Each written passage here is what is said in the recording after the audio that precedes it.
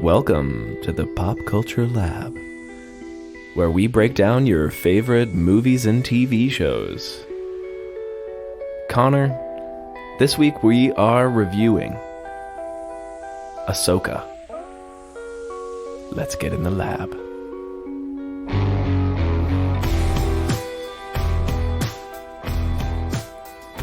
Playing those smooth hits here at the 206. Smooth sounds like warm milk. Or cold beer. Oh, cold beer pouring down the old esophagus. The gullet. Yeah. Dude, very nice. Keeping it chill here. The rain has come in. We just got a couple of tunes for you tonight. Yeah. Spin that, DJ. Oh, you got it. This next one's for you. Calling out to all you soft lovers out there. You open bleeding hearts, you. Absolutely. Well, here we are, man. Well, here we are. Yeah, that was a weird intro, but here we are. I think this is what happens when we have longer and longer breaks between our episodes. We just forget how to do this. Yeah, we slip. Yeah. Professionalism goes down. Well, it's been a couple of weeks since we've been here. We've been busy in our personal lives. We've also just been kind of slacking, not feeling the recording.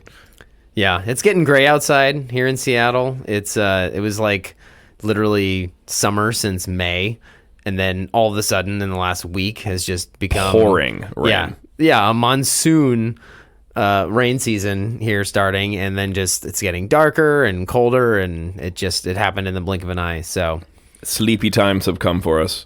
As my friend said the other day, just went from like blasting AC to just immediately switching it to heat. Yeah. You know, if you're lucky enough to have AC.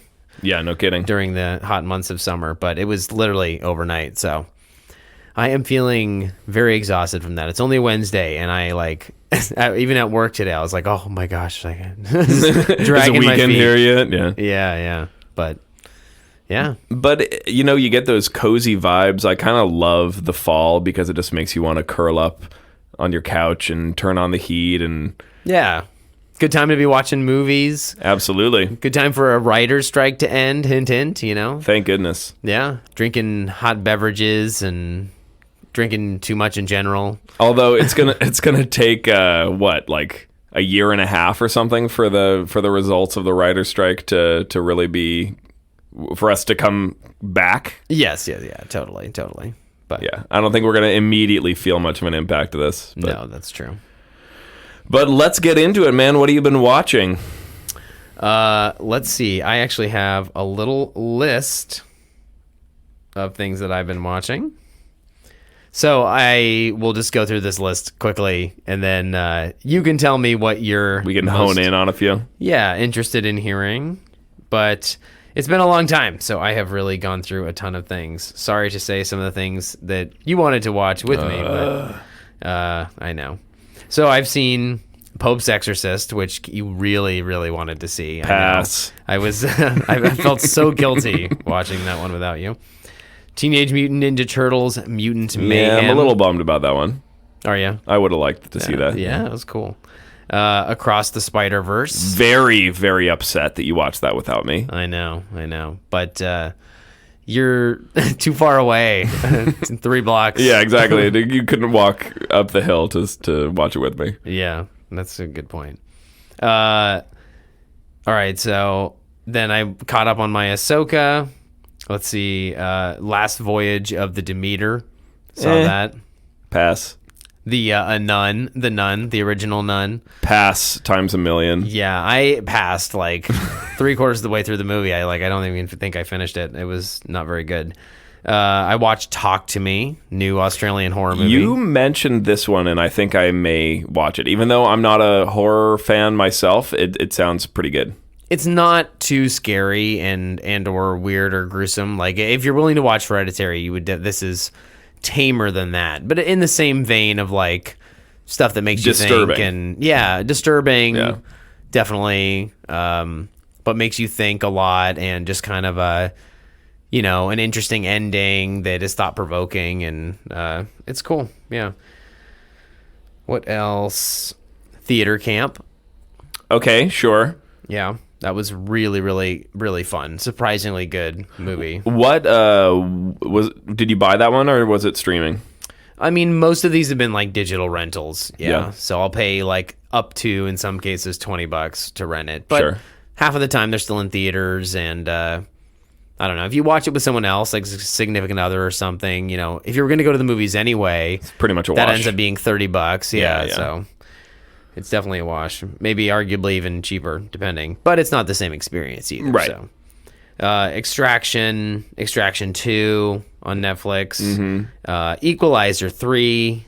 Ooh. Oh, yeah, I know. You're fascinated about that one. Only because you know the backstory. Hey, I like some Denzel. That's true, yeah. No One Will Save You is this little independent movie about an alien invasion. This girl, like, going through a kind of a home invasion / alien invasion. It's really good. Then Bottoms. Oh, this one is particularly galling as well. Yeah. Because I had reached out to you being like, I want to see this movie. It has Marshawn Lynch. It looks really funny. And then you watched it without me, you bastard. I know. Well, sorry. It hit digital, and I don't know. My wife really wanted to see it too. It's hard. The wife wins, Yeah, that's fair. Oh, well. I've been usurped, your podcast partner. That's true. Yeah, I know. She was actually, she was gonna do it tonight, but she's booked solid. So, yeah. But Bottoms, I got a sneak preview. Maybe not my favorite. I feel like you didn't miss out too much. You should still go see it, but it's worth a watch. But okay. I think that's it. Rewatched Office Space to show that to my wife. I mean, that's absolute classic. Great movie, yeah. Like, I literally, my note was, what more can be said about this movie? Because it's so good. Also, actually, just for funsies, restarted watching 30 Rock again. Ooh. Yeah, always was a big fan of 30 Rock, and I'm now rewatching it. It holds up. I still love it. It's a great show. I do feel like it falls off a bit towards the end. They start kind of grasping at straws, or what's the expression? They jump the shark. Yeah. No, but it does. It the gets first weaker. couple seasons are rock solid. Very, very funny. They are. Have you gone to the one girlfriend that Alec Baldwin has who has avian bird disease or whatever? No, not yet. It's so funny. I know. I love that whole bit. Not yet, no. No, we're a little like, I don't know, a handful of episodes in. Yeah. Also, Station 11, I watched just for you. Very nice. First episode. Yeah. Sure. I enjoyed it. Yeah, it's cool. It's a good premise. It's intriguing. It's like well made, edited. I like the flash forward rather kind of stuff. And, I think it also kind of benefits from the pandemic in a way because it does this flu thing in kind of a very pragmatic, like practical, realistic, someone getting like a pandemic kind of a way. And I think having gone through something like that makes it so much more intense and scary, and like you feel for these characters. I think if I had never, it would feel just a bit, it was well done, but that part might have felt a little more generic, but it felt really close to home just because of how like kind of, grounded they did it. So it's crazy that had nothing to do with the pandemic because it feels like intentional. Absolutely. And one of the things that I think they do well in the show is they don't really focus on the pandemic itself. Like they don't really tell you all that much about like where it came from or like what the nuts and bolts of how it works or anything. They just kind of take it as a given and then explore how it affects the characters in the show, which I think is a good choice. Definitely. Yeah. The one thing that really stood out to me watching it though was that nobody wears a mask. And I was like, the first thing I would do is get a mask in that scenario. So that was a little surprising. Yeah, especially the very end of the first episode, they flash forward 80 days and then they walk out of the room and they're not wearing masks. And I'm like, well, surely, you would have thought of that in those 80 days, like that. In the first episode earlier, there was a nurse with children, and they were wearing masks. It's like, okay, well, and you said your sister was like a nurse. Yeah, we saw her. Like, you wouldn't know that, or have thought of that, or have had that conversation about masks. That seemed like a miss, an oversight for sure. But but I also liked that They have, like, of the cast, like, probably the most recognizable actor playing a famous actor. You know, I just thought that was a good, like, kind of meta choice. And, Good to see our friend Kyle Garcia Bernal in something else. 100%. Yeah. All right. Well, then, just for funsies, in terms of music, I've seen this band Jungle. Nice. Yeah, they've got a new thing out on TikTok right now. They're blowing up. You know, they're getting famous with all the youngins. And speaking of youngins, I saw Coldplay with my mom. You saw Coldplay with your mom. I saw Coldplay with my mom. Yeah, you could hear a pin drop after, after I said that. Yeah, it was fun. No, she invited me. It was great. Yeah, she got really good tickets. I'm not necessarily the biggest Coldplay fan, but of course I grew up with a lot of their music, and I do like a handful of their songs quite a bit. But definitely seems more my wheelhouse than yours in terms of vibes. Probably so. But I was impressed. They put on a good show. And I'm being 100% honest, like, it got a little gimmicky for sure at times.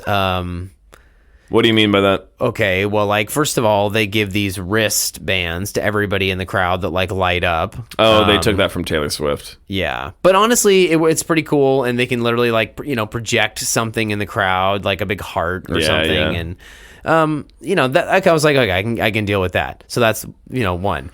And then two, they send up these big balloon bouncy ball, like beach balls, out into the audience that you, like, you know, are constantly floating through the air and hitting you in the head. Like, after an hour, it's just hitting you in the head. But it's fun. This little girl next to me was so excited. Like, you know, they were fun. I enjoyed that too. Yeah. But then as the show goes on, like, there's one whole song where they, like, busted out these big, like, dead mouse style heads, but they were like alien masks. Okay. Just these giant alien heads that they just wore for, like, a whole song. And then there's this kind of, like, puppeted Muppet woman sang along with him for another song. What? Yeah, I have it on video. There's just some stuff. Like, after a while, like, not for their big hits, but for some of these other kind of random songs, they just got so weird. Yeah. And just gimmicky. They're gimmicks. Like, it felt like they were just bored, just trying to make it a thing. And well, I mean, you know, there has been a whole era of Coldplay's music that I have completely missed. Basically, everything since when we were in high school, I have not really kept much track of. Their, like, 2015 album has some good stuff on it, I think. But they have one song called Arabesque that I think is pretty good. But other than that, I mean, I'm guessing that those things are all references to, like, music videos or, like, albums I guess. that those are from. But that's true. But I don't know. But it just felt kind of silly. Sure. I mean, I go to a lot of music, and it just was. It felt like a lot, you know. It's like, you guys are also really, really good at your job. Like, you don't need the gimmicks. Yeah, don't need the alien masks and the bullshit. Like, but no. So overall, I actually did think it was a really good performance. Oh, good. And, like, like, me and my mom both really enjoyed it and had a good time. They are really strong, like, live performers. They are. And where was that one? At Lumen. Nice. Yeah. Nice. So, yeah, they're a big enough band to sell out that kind of a place. Yeah. But sweet. Well, I want to hear about the Equalizer. Oh, all right. Well, I was gonna say Chromeo was the last band that I went to. Okay, my list is finally done. Okay, sure. I know. Whatever. All right. Well, so what you're interested in hearing is for the Equalizer 3, basically. So if you take this podcast, for example, Mr. Cameron here has to come down. So this always takes place, for a little peek behind the curtain for our listeners. This always takes place in my house, in my room that I use for my office. So we are surrounded currently by my desk and various Batman accoutrements. And an increasing amount of Batman attire. Yeah, exactly. Yeah, I'm not wearing any pants.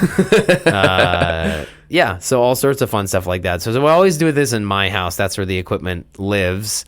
And so Cameron is here really on it used to be on a weekly basis. And even if we're not podcasting, it roughly still is. Probably still is. Sometimes a multi-weekly basis, or I don't know, multiple days in one week. Sure.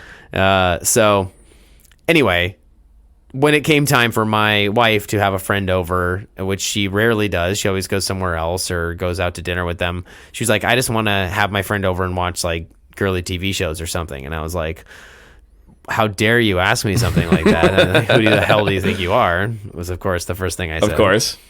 No, just kidding. I said, and so she was like, you should just like give me the space that I give you. And she usually goes upstairs and watches TV because we have a second TV. And so she's like, oh, just go do that. And so I said, okay, that's totally fair. That's totally understandable. But I'm not going to go upstairs and just watch TV alone. Like I'm not about that. Yeah. So instead I decided to go see Equalizer 3 by myself. I thought that was the best course of action. I actually went and had a beer at the brewery, local brewery by myself, and a little burger to go with it at this great burger stand.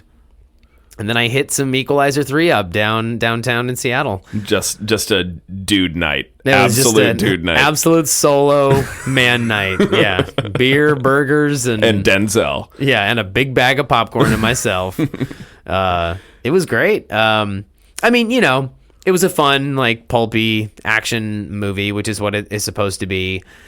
I would say it's better than the second one, because the second one, I think, got a little silly, went off the rails a little bit at times, like, particularly at the end. And the first one is definitely the best. Like, I found the first one to be, like, kind of a genuinely entertaining, exciting, like, action movie. And then the second one was still good, but yeah, it just felt a little sloppier. And I wouldn't say this one was sloppier, but it was like definitely slower, I think, overall, like a little bit less action. But in some ways that was good. You trade it off for like an actual story and like developing kind of, so he's in like this little town in Italy, and instead of his usual, like he's kind of trying to retire and get away from everything, but of course there's like a mob in this town and they piss him off and he can't stand idly by. Just when I get out, they pull me back in. Yeah, whatever.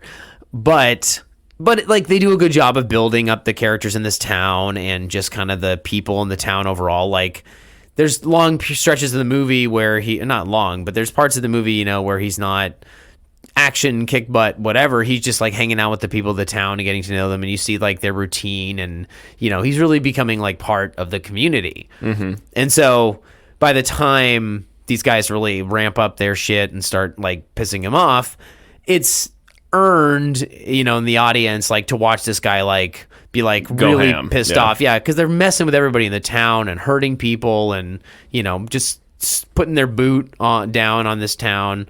And so, it's understandable. They do a good job of that kind of stuff. But the villains are pretty generic, and for what action there is, it's really, really pretty cool.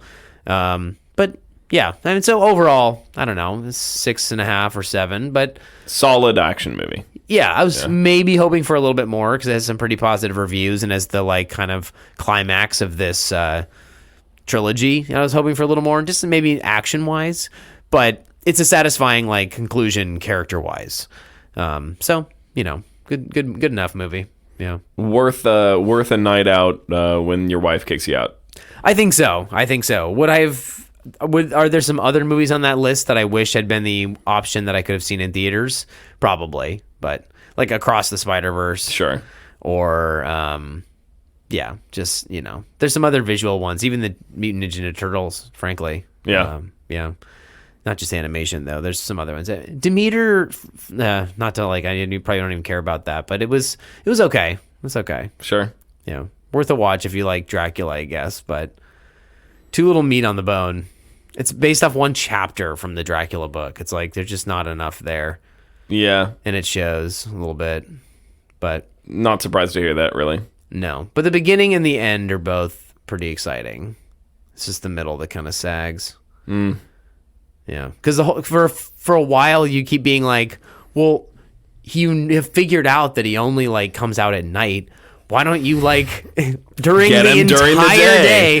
Well, it's like your ship is only so big. You don't know what box he's in. I get it, but like go through every box during the day. Come on, he's killing you one by one. And he's a scary monster man. Not take a genius. No, like just shed some light on him. I mean, even if he like hurts some of you on the way out, like. It's going to be daytime. Where's he going to go? In the water? Right. Like, it's just like for a while you just keep being like, okay, like how long can this really go on? Like, I'm sure in the book he picks them off one by one, like within a matter of half an hour, not right. a 90-minute movie. It's just like, so I don't know.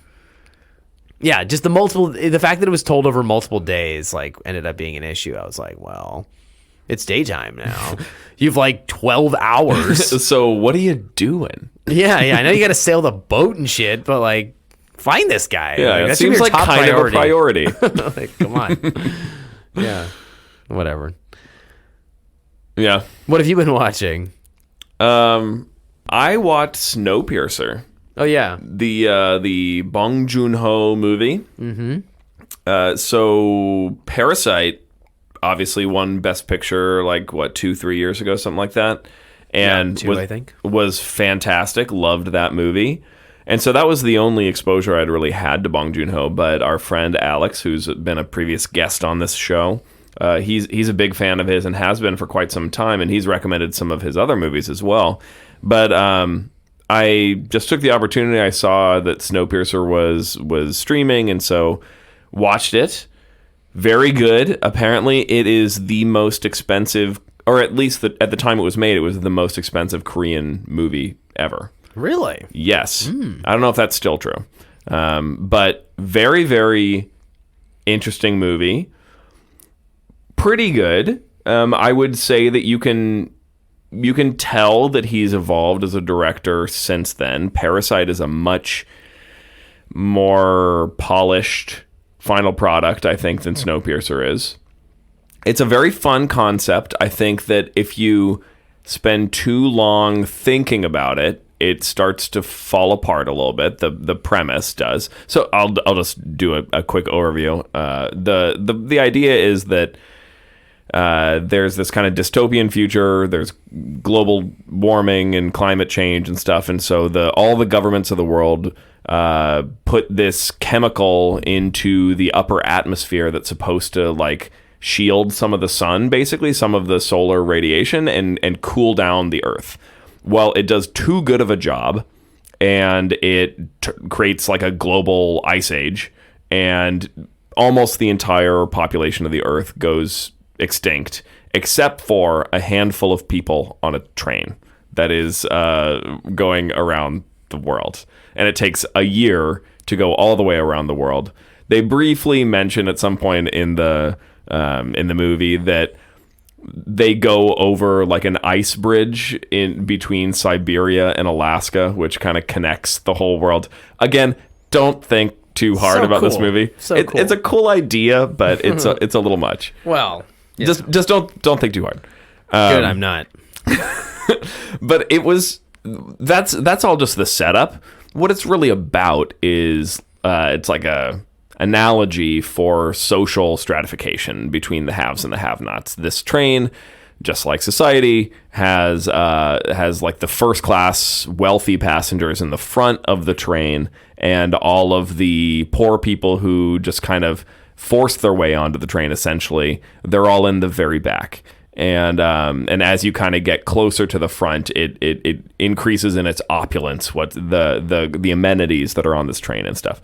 And so you start in the back with the poor folks, and they are, eating this disgusting protein bar that is of questionable origin, and they're they have nothing. They're in a police state. There are these police officers, militarized police, who are keeping them in line and stuff, and it's dire straits for them, and they are planning a rebellion to get to the front of the train. And so the movie basically is their progress in this rebellion getting to the front. Fun movie. It has Chris Evans as the protagonist, and it has Ed Harris as the bad guy. It's a very fun movie. John Hurt is in there. John Hurt's in there. There's a couple. Tilda Swinton. Yeah, exactly. Tilda Swinton is maybe my favorite character in this movie. She's amazing. Very, very good and different. She physically looks very different, and it took me a second to even realize it was her. Yeah, it's crazy. Yeah, very, very good. There's a couple of moments of sheer brilliance, I would say, just in terms of the the cinematography and kind of the shots and stuff. I think the scene where there's a fight scene when they go through a tunnel and it's pitch black, that is for me probably one of the highlights of just how it looks visually. Inventive very inventive. Yeah, very well done. I liked it. What were your issues then?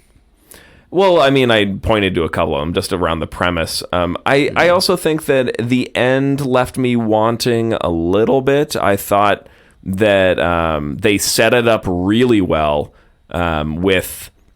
There's this Korean man who he like installed all the security features in the train, and so at the very beginning they kind of break him out of the prison deck, and he has like an addiction to this substance, and so they kind of use that to get his collaboration and open the security features as they keep moving up the train. And at the end, he kind of presents this other option, whereas like rather than taking over the train and killing this bad guy Ed Harris, we could blow open the door and like go outside into the freezing cold, and which may actually be survivable. He's kind of convinced that it's maybe not going to kill them all. Oh, right.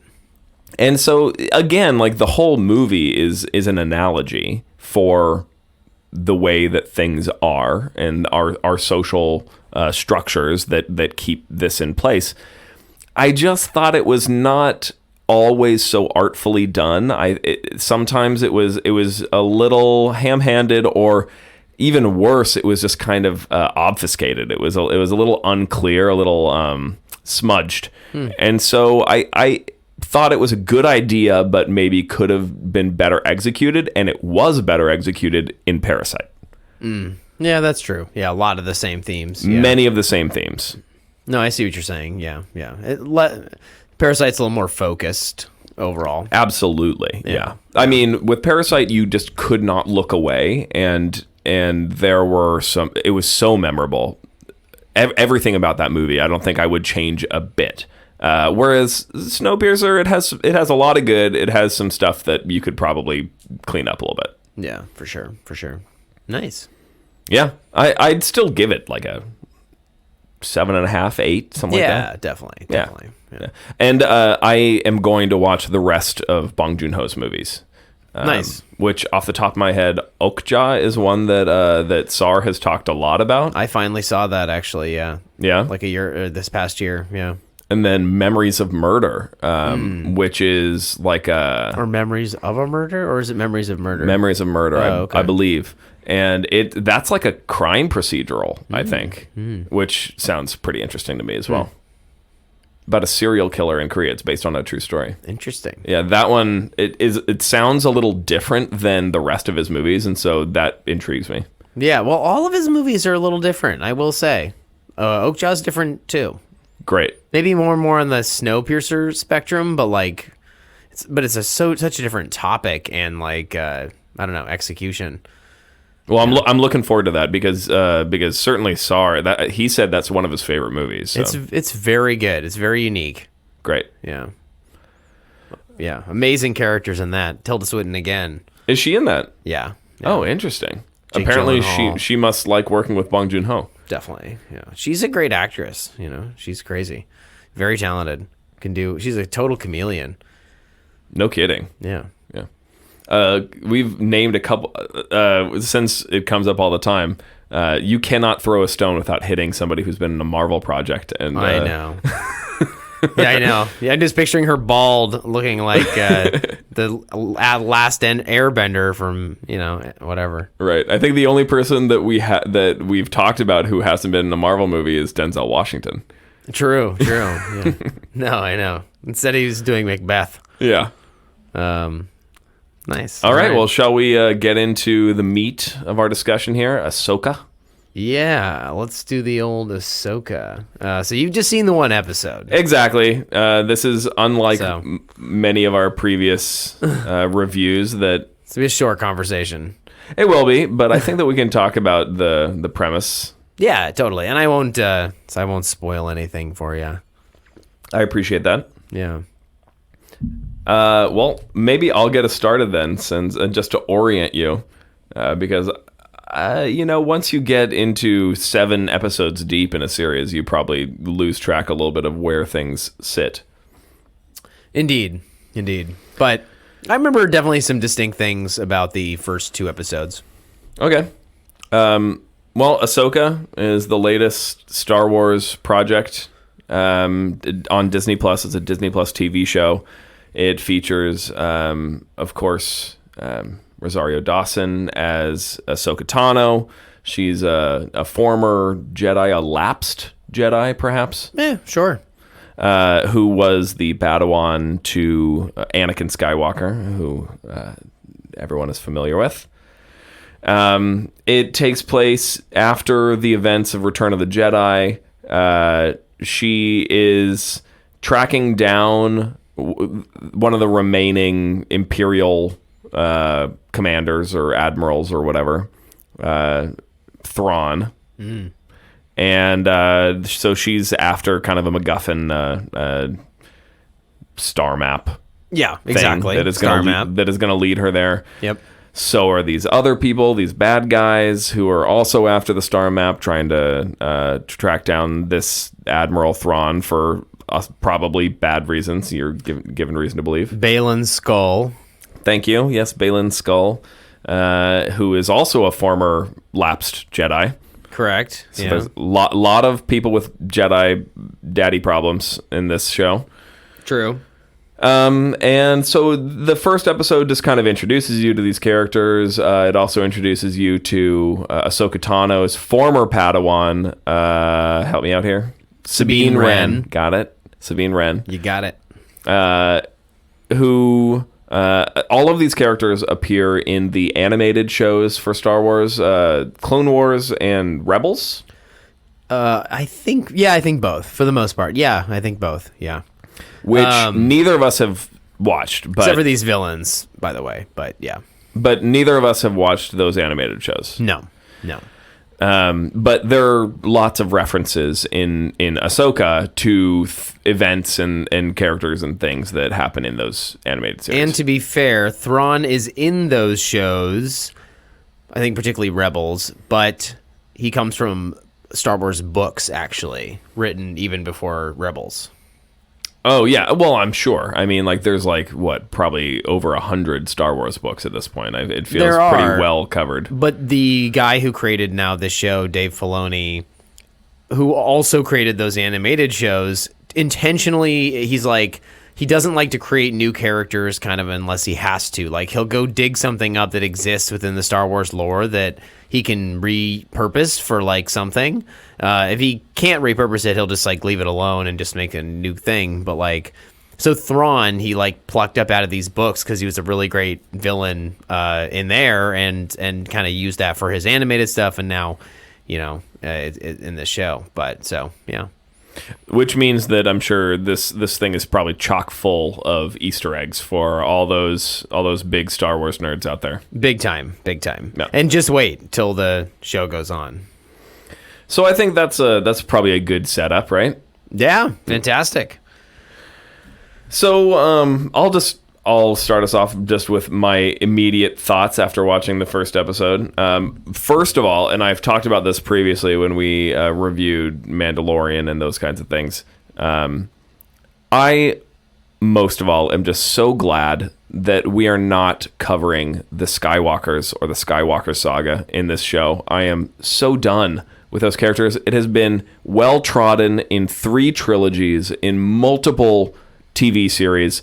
I'm done. I don't need any more Skywalkers. So I love that we're getting some new characters to me.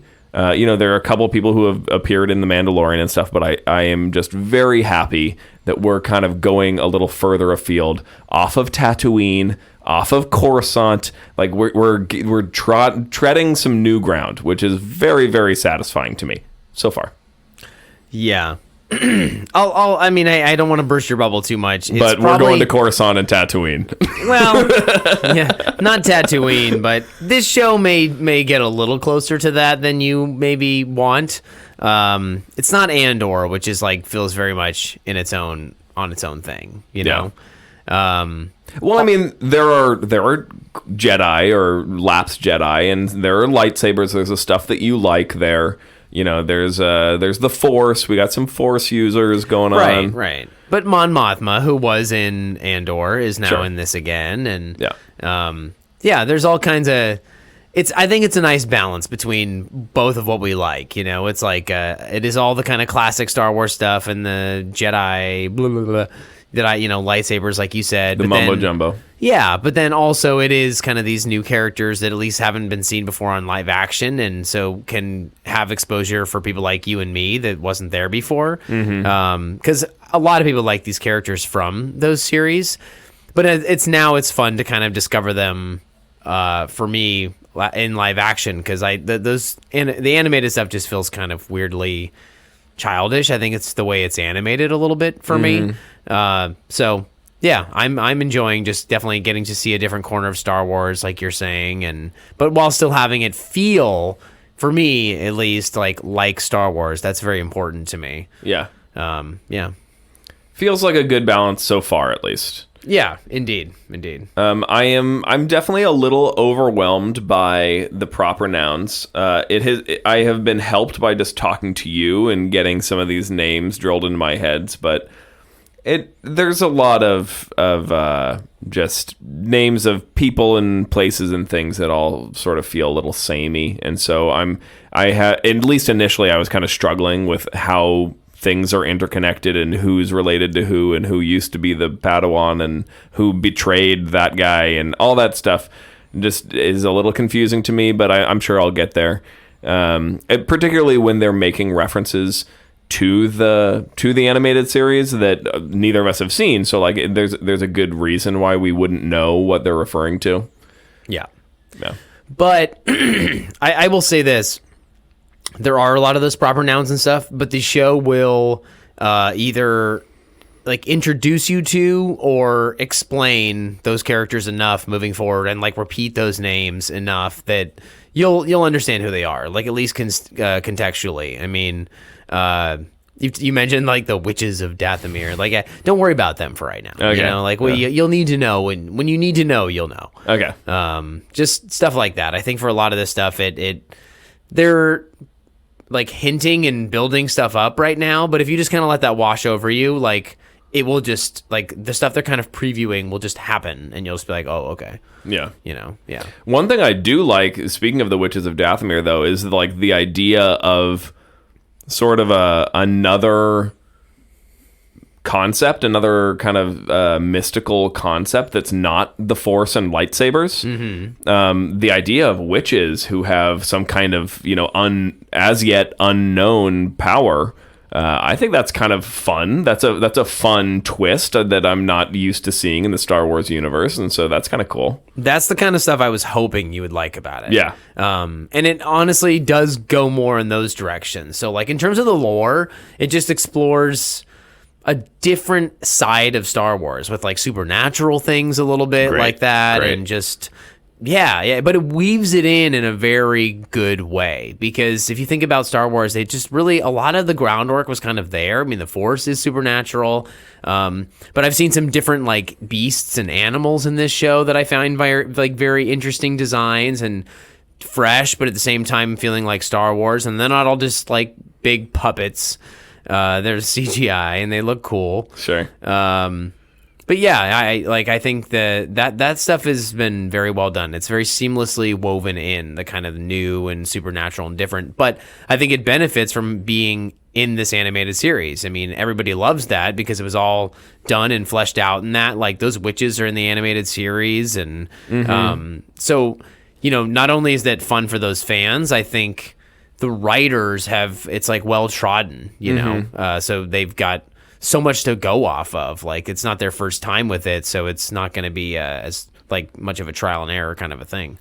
Well, and I think that's kind of, I'm settling on, this is the theme of, I guess, my comments so far, is that there's a sense of sort of familiarity to a lot of aspects of this show. It certainly feels like it's the Star Wars universe, but they're taking it in there's some new flavor. It's not just the same bubble gum that they're just re-chewing over and over and over and over and over and over again. I mean, it possibly didn't get any worse than the latest trilogy of movies, which was just a straight rehash of the original trilogy of Star Wars movies. Yeah, I'd argue the Rian Johnson one has its merits, but...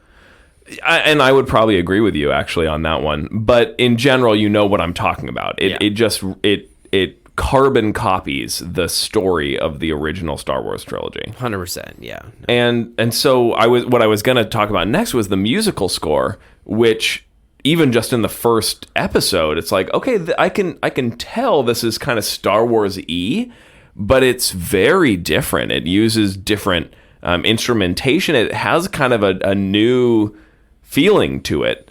I was kind of gonna bring that up, actually. Yeah, it sounds like they definitely evolved the John Williams thing, and it actually gets better. There's some later episodes with really memorable music, and I felt the same way. I remember thinking that almost right away, and I think they even literally weave in or allude to actual Star Wars themes. There's definitely one there's a couple of them, but definitely very much same but different. Yeah.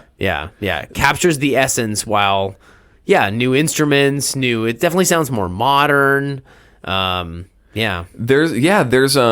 during Sabine Wren's kind of getaway scene in the first episode when she's on her speed bike and she's going away, they're playing like a kind of an electronic pop song, and it has lyrics, it has vocals of some kind that I couldn't make out what they were saying. I'm honestly hoping that it's like a Star Wars language. That would be super cool. Some in-universe song. Yes. Yeah. Yes, and I thought to myself as I was hearing this, I was like, how have we never heard, other than that famous tavern scene from the first Star Wars trilogy. Yeah. Other than that, I can't think of an example where there was a real music infused into the world, and I thought, what a cool touch to put that in there. If it is, I don't know that it is, but let's say it is. Let's just say it is. Yeah. But either way, I've been very impressed with whoever is doing the composing for this. It actually is really good. Yeah. I noticed the same thing. But quick note: aesthetically, I hate the floppy tails that are on some of these characters' heads, including Ahsoka. Yeah. And the green lady. It looks Syndulla. so gross and weird. I'm that bugs you that much, huh? Do not like it at all. Interesting. Yeah. I don't even notice. Yeah. It does probably look better in animation. I'll grant you that. Yeah. But I think it's fine. I thought it was weird in the original trilogy. There's definitely people who look like that. It goes all the way back, but I still don't like the choice. Maybe you're associating with the guy who works for Jar Jar Binks and has the big, but his is really long and slimy and goes over his shoulder. It's still weird. Yeah. They're still weird. Actually, he was all fat, and then Boba Fett killed him in that series. Oh, man. Yeah. Boba Fett comes full circle. Yeah, he murked him. Villains, pretty good so far. Yeah. Pretty good. Intriguing. Yeah, very interesting. They're not ooh, I'm a bad guy. They seem like they have an actual kind of story. There's clearly kind of a mirroring being done between Ahsoka and Sabine Wren and help me out with the proper nouns. Shin Hati. And the hottie. And who's the other one? The guy? Baylan Skoll. I remember that one. Yeah, and his padawan, as I'm fond of saying now. No, padawan, you idiot. No, padawan, because they're bad guys. It's a joke. I thought you were saying Batawan earlier. No, Padawan, like bad guys and bad Padawan. Yeah, she is the Padawan. The Padawan is Shin Hati. Yes. Yeah. Yeah. Morgan Elsbeth is the witch. Right. I need maybe a little more convincing on, but hopefully we get. I'm sure she seems to be kind of the main baddie, at least until we get to Thrawn for now. So we'll see. Yeah, kind of. Definitely, they are more interesting. Yeah. Yeah, and if you know Thrawn's coming, then yes, I mean he is more interesting as well. Sweet. Yeah, but I think like Ray Stevenson in particular does a really good performance as Baylan Skoll, and he had some gravitas. Took the words right out of my mouth. Like even you barely see him in this first episode, and he already brings a little bit of that to the role without having to do much.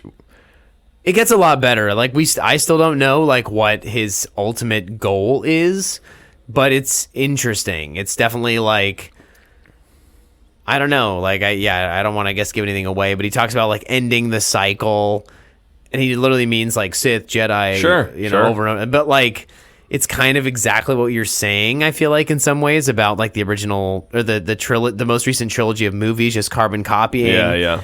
It felt like meta commentary on that. Here like we go again. End that cycle. Yeah, and I just kind of thought that was interesting. And he's someone who grew up like in the Clone Wars and basically like saw the fall of the Jedi and all that. So he like left that all behind. He was like a general.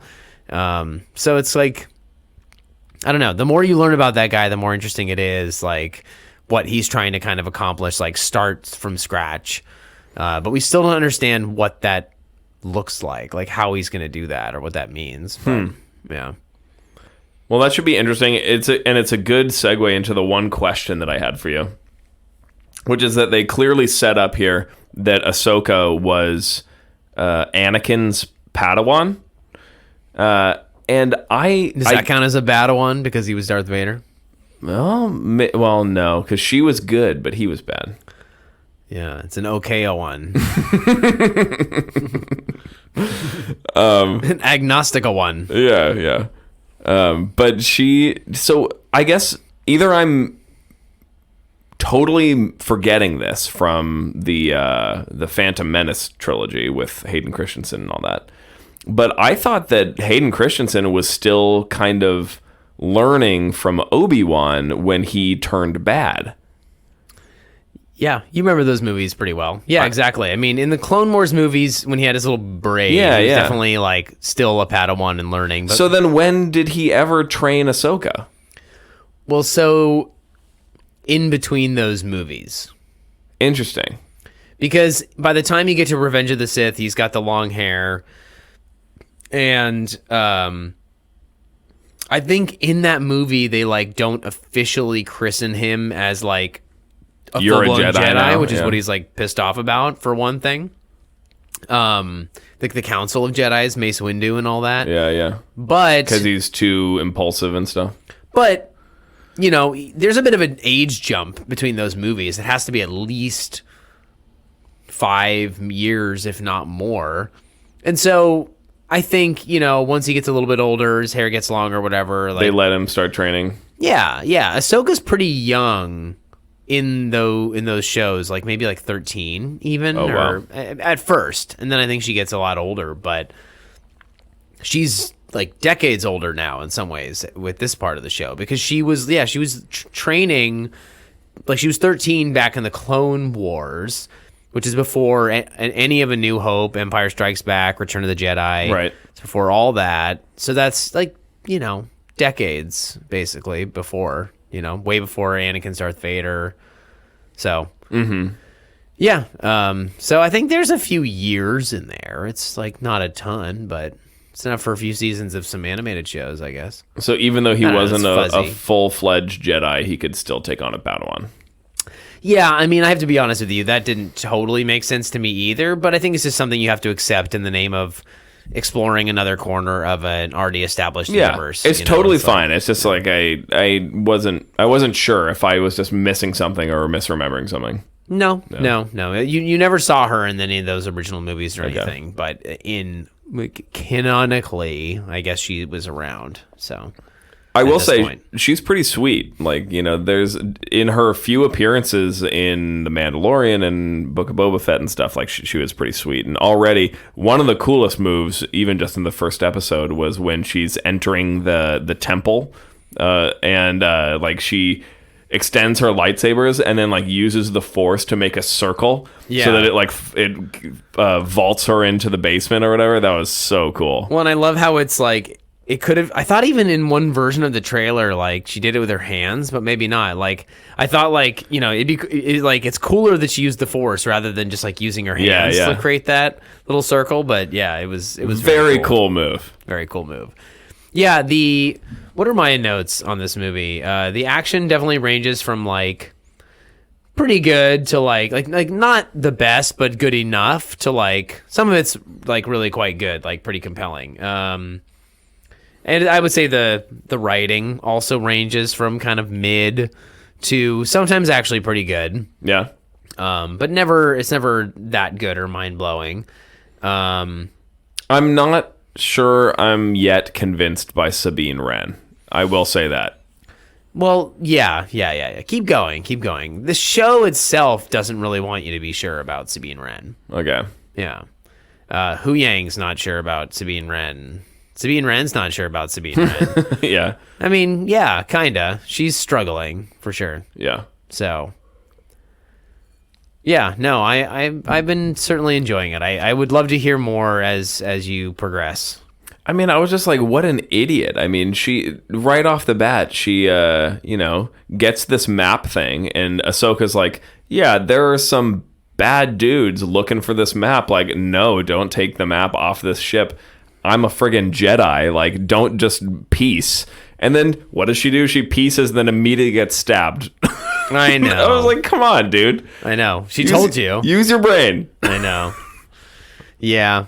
And she's in theory like done some training. Yeah. Like she's stupid. Yeah. Very, very poor choice. Yeah.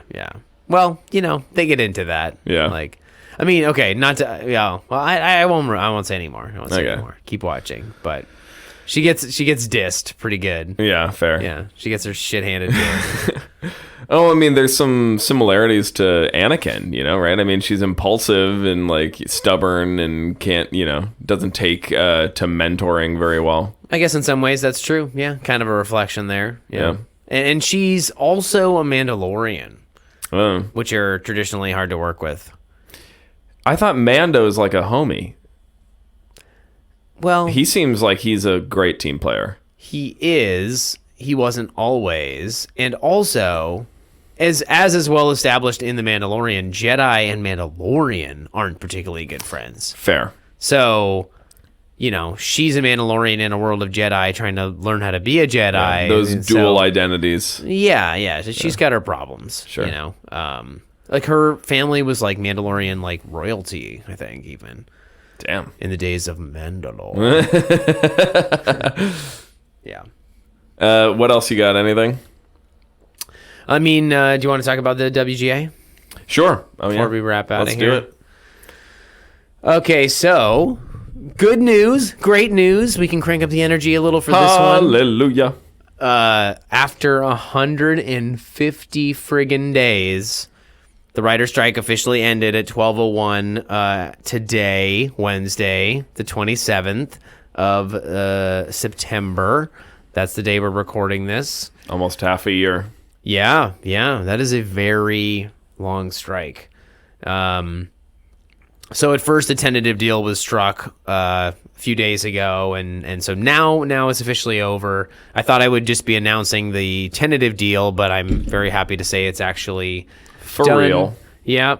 Higher pay, residuals. They did get higher pay over a period of 3 years. It's like 12.5%, and they asked for like 16%. So they got most of what they wanted there.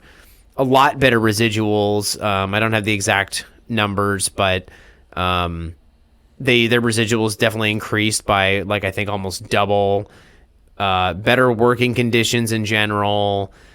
Streaming services are now going to have to share their streaming numbers with like the WGA and these unions in order to like determine the residuals and all that. I think that's like a sneaky big deal. Yeah, that's a huge deal because previously they didn't share with anybody, like definitely not publicly. And that's the thing with this is it still has to be kind of like NDA signed between these two companies. Yeah. But entities rather, not full-blown companies, but well, and just like from a negotiating position, it's really hard if you're negotiating with these big studios if you don't even know how things are performing. Like, right, exactly. Yeah, how are you gonna even make a lob? Totally. What else? AI was obviously a big sticking point, and they added a paragraph in there about that, and they can't basically have work like edited by AI or enhanced by AI. They have to say if something that they had was generated by AI before they give it to a writer. So I think the writers in that respect got a lot of the protections that they wanted, mostly around that as well. Mm-hmm.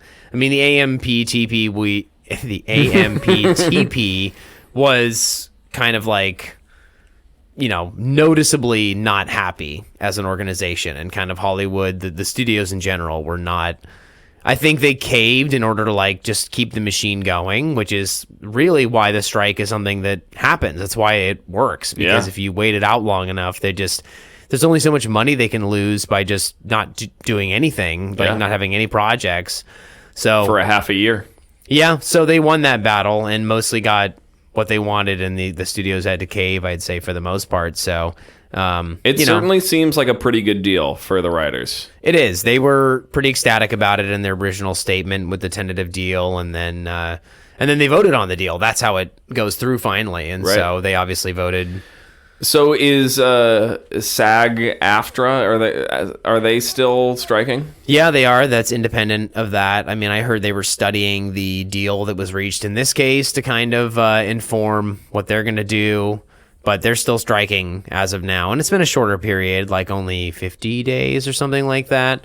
So, we'll see where that goes. Hopefully that ends soon, though. But the funny thing is, it's funny you mention that, because it's like there's nothing that can really go on, like not a lot of projects are going to go on without actors either. Yeah, what are you going to do? However, things like those talk shows that were so desperate to come back recently, like Drew Barrymore and Bill Maher, they can come back because they don't really have actors. They just need writers and live performers, and people to interview. Bill Maher never got to have his show picketed. I know. He tried so hard to piss everybody off, too. Yeah. To his credit. Yeah. Well, I mean, this is great news, obviously. It is. Very excited. We're definitely not going to see the fruits of this labor for quite some time. No, sadly not. But it's still good news. It is. I mean, it's just... Yeah, things are moving forward again. The wheels are turning. They'll be very slow. It'll take a long time to see the effects, but thank God it's just... I mean, we already went through a huge pandemic where there was such a shutdown of Hollywood, and now we're not even that far out of it, and the same thing happened again. Like, the last writer's strike was well over 10 years ago, or about... There's one like, 2008 or something like that around Sounds there. Sounds about right. But in the last 5 years, there's been so much slowdown of Hollywood. I've seen so many delays of movies that I've wanted to see. It's just, I am sick of that, and I'm really just glad to have things be moving forward again, hopefully without further delay. Yeah, me too. If nothing else, I mean, even if they can't start shooting, there's all sorts of work to be done on the production side before they even get actors involved. So, I mean, they can definitely start moving on a lot of these big projects that we've talked about. Totally. I'm sure James Gunn is doing a happy dance somewhere. Oh my God, totally. Yeah, for him especially. Yeah. I know. I think it's a bad time to be getting a superhero franchise off the ground, but what do I know? I just podcast for a living. I don't, though. Yeah, we got to get those merch sales up. I know, yeah. Oh, that's actually a good reminder. If you like our podcast, please do leave a comment, leave a review. It would mean a lot to us. Tell a friend. who you think would enjoy these movie reviews that we do. This really, really polished and amazing podcast, right? You know, you got to start somewhere, yeah. And we would appreciate it. It would maybe get us off our butts every once in a while to do this more often. So I don't think we've ever done a plug for reviews before, so it would be a big deal for us. That's quite a carrot to dangle. If you listen to us and like us, we'll hear more of us. Isn't that what you want? More? Yeah. It's great. All right. Well, it's good to be back in the lab. We will see you all next time. See you next time.